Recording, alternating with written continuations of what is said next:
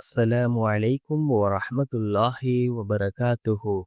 அன்பார்ந்த இஸ்லாமிய சகோதரர்களே, அல்லாஹ்வின் நல்லடியார்களே, நாம் ஒவ்வொரு நாளும் பார்த்து வரக்கூடிய துஆக்களினுடைய தொடரில் இன்று நாம் பார்க்க இருக்கின்ற விடயம் என்னவென்றால், நம் ரம்பானினுடைய மாதம் பிறை 11, அதாவது மக்பிரத்தினுடைய 10 இருந்து கொண்டிருக்கின்றோம். ரஹ்மத்தினுடைய 10 நம்மை விட்டு கடந்து சென்று விட்டது.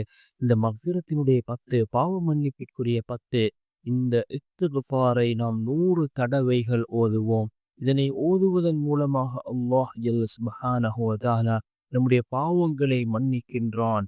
அதே போன்று அல்லாஹ்வினுடைய உதவியையும் பரக்கத்தையும் கொண்டு வந்து சேர்க்கக்கூடிய மிகவும் அற்புதமான ஒரு இஸ்திக்ஃபார்.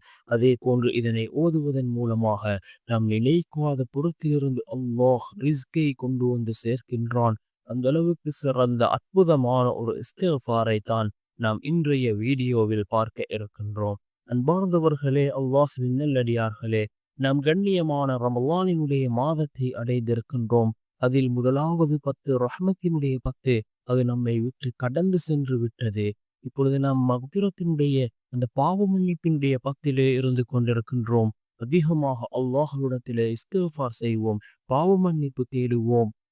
நாம் இந்த ரமலானினுடைய மாதத்தை அடைந்து அல்லாஹ்விடம் பாவ மன்னிப்பு தேடவில்லை என்றால் நம்மை விட பெரிய நஷ்டவாளி வேறு யாரும் இருக்க மாட்டார்கள். அன்பார்ந்த சகோதரர்களே, அல்லாஹ்வின் நல்லடியார்களே, நோன்பு திறக்கக்கூடிய நேரம், துஆக்கள் கபூலாகக்கூடிய நேரம். இந்த நேரத்திலே அதிகமாக அல்லாஹ்விடத்திலே நாம் துஆக்களில் ஈடுபடுவோம், இஸ்திக்ஃபார் செய்வோம்.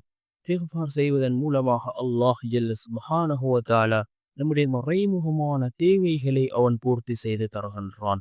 கவலைகள், கஷ்டங்களை அல்லாஹ் நீக்குகின்றான்.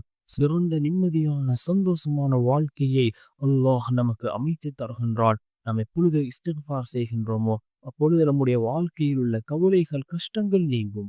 அன்பார்ந்த சகோதரர்களே, அல்லாஹ் நல்லடியார்களே, அஸ்தக்ஃபிருல்லாஹ் அஸ்தக்ஃபிருல்லாஹ் என்ற இந்த இஸ்திக்ஃபாரை 100 தடவை ஓதுவோம். முன்பின் பாவம் மன்னிக்கப்பட்ட நமது நபி ரசூலுல்லாஹி ஸல்லல்லாஹு அலைஹி வஸல்லம் அவர்கள் ஒவ்வொரு நாளும் 70 முதல் 100 தடவைகள் இஸ்திக்ஃபார் செய்திருக்கிறார்கள். நாமும் அதிகமாக இஸ்திக்ஃபார் செய்வோம்.